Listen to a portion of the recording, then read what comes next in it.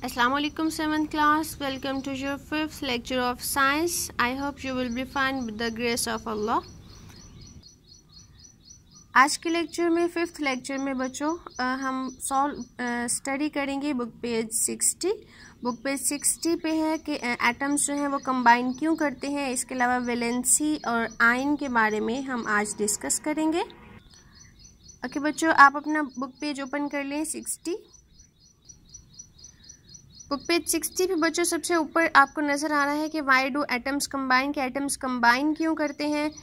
उसके बाद valency and ions, valency और आयन के बारे में हम पढ़ेंगे कि वैलेंसी क्या होती है, और आयन के बारे में पढ़ेंगे कि आयन कैसे बनते हैं और इसके टाइप्स क्या हैं। आज हम स्टडी करेंगे। ओके, स्टार्ट करते हैं। सबसे पहले कि वाई डू एटम्स कंबाइन, के एटम्स जो हैं वो एक दूसरे के साथ मिलके क्यों रहते हैं। कि ये हाइड्रोजन जो है ये अकेला भी तो रह सकता है ना, लेकिन ये अकेला नहीं रहता बल्कि दूसरे हाइड्रोजन एटम के साथ मिलके या फिर कुछ दूसरे एटम्स के साथ मिलके ये रहता है। और ऐसा क्यों होता है कि ये कंबाइन करके क्यों रहता है। ओके, आज के जो हमारे बेटा की पॉइंट्स थे वो हैं कि why do atoms combine, valency and ion के बारे में पढ़ेंगे। ओके, स्टार्ट करते हैं कि वाई डू एटम्स कंबाइन। तो बच्चों आपको पता है कि एटम्स जो हैं वो दूसरे एटम्स के साथ मिलके क्यों रहते हैं, क्योंकि उनके वैलेंस शेल में नंबर ऑफ इलेक्ट्रॉन्स जो हैं वो कंप्लीट नहीं होते। तो इस वजह से वो दूसरे एटम्स के साथ रिएक्ट करके अपने नंबर ऑफ इलेक्ट्रॉन्स को कंप्लीट करके ख़ुद को स्टेबल करने की कोशिश करते हैं। तो एटम्स जो हैं वो स्टेबिलिटी गेन करने के लिए, ख़ुद को ज़्यादा से ज़्यादा स्टेबल करने के लिए दूसरे एटम्स के साथ कंबाइन करते हैं। और ये भी आपको पता है कि एटम्स जो हैं वो किस तरह से स्टेबिलिटी गेन करते हैं। तो हमने ये डिस्कस कर चुके हैं कि एटम्स जो हैं वो इलेक्ट्रॉन्स को लूज़ करके, इलेक्ट्रॉन्स को गेन करके या फिर इलेक्ट्रॉन्स को शेयर करके स्टेबिलिटी गेन करते हैं। ये 3 रूल्स थे कि एटम्स जो है वो किस तरह से अपने ऑक्टेट रूल को या डुप्लेट रूल को कंप्लीट करते हैं। तो डुप्लेट रूल और ऑक्टेट रूल भी हम डिस्कस कर चुके हैं कि अगर आउटर मोस्ट शेल में 2 इलेक्ट्रॉन्स हों, और ये सिर्फ हाइड्रोजन और हीलियम गैस के केस में होता है कि आउटर मोस्ट शेल में 2 इलेक्ट्रॉन्स होते हैं, और जब आउटर मोस्ट शेल में 8 इलेक्ट्रॉन्स होंगे तो उसको हम कहते हैं ऑक्टेट रूल।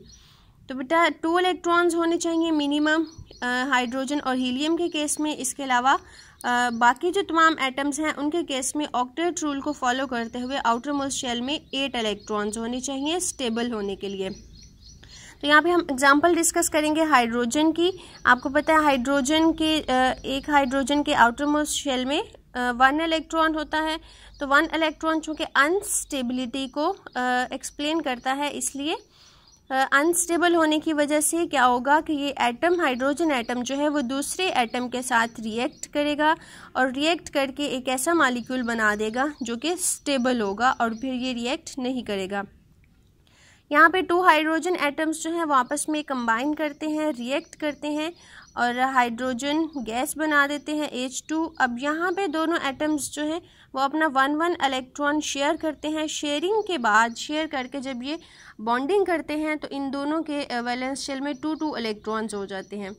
तो जब 2 इलेक्ट्रॉन्स हो जाएंगे तो ये डुप्लेट रूल को फॉलो करते हुए स्टेबल हो जाएंगे, और ये फिर मज़ीद किसी दूसरे एटम के साथ रिएक्ट नहीं करेंगे। तो यहाँ पे हाइड्रोजन सिंगल जो है इंडिविजुअली ये अनस्टेबल हैं और ये रिएक्ट करेंगे, जबकि हाइड्रोजन गैस जो है H2 ये रिएक्ट नहीं करेगी अदर एटम्स के साथ और ये स्टेबल हो जाएगी, क्योंकि अब इसके वैलेंस शेल में 2 इलेक्ट्रॉन्स कंप्लीट हो गए हैं। अब हम बच्चों डिस्कस करेंगे वैलेंसी और आयंस को कि 1 by 1।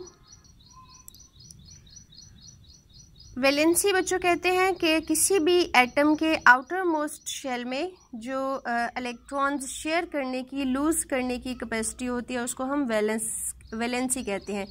यानी सिंपल वर्ड्स में इसके डिफाइन किस तरह करेंगे कि the number of electrons that an atom can lose, gain और शेयर।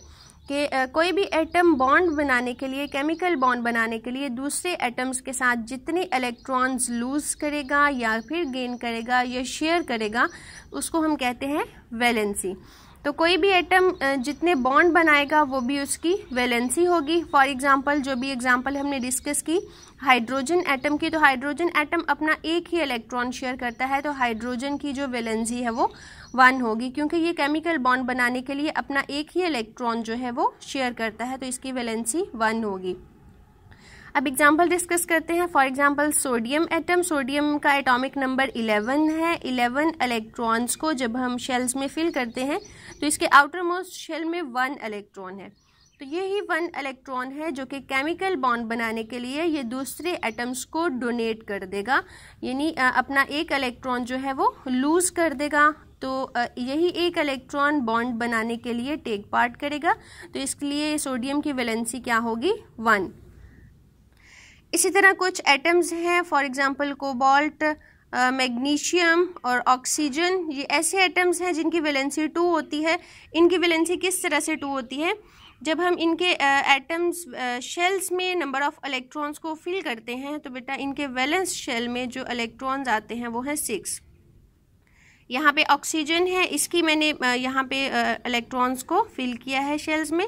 जब 8 इलेक्ट्रॉन्स को शेल्स में फिल करेंगे तो जो ये वैलेंस शेल है इसमें 6 इलेक्ट्रॉन्स फिल होंगे। 6 इलेक्ट्रॉन्स जो हैं वो लेस देन 8 हैं, मज़ीद हमें 2 इलेक्ट्रॉन्स चाहिए इस ऑक्टेट रूल को फॉलो करते हुए वैलेंस शेल को कंप्लीट करने के लिए।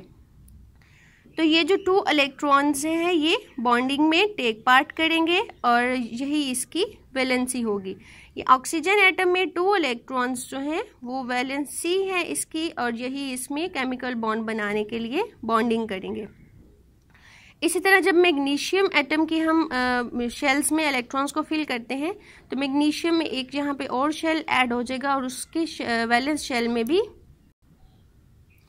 मैग्नीशियम के वैलेंस शेल में भी 6 इलेक्ट्रॉन्स होंगे और 2 इलेक्ट्रॉन्स जो हैं वो शेयरिंग करेंगे, दूसरे एटम्स के साथ बॉन्डिंग करेंगे और इसलिए इसकी वैलेंसी जो है वो 2 होगी।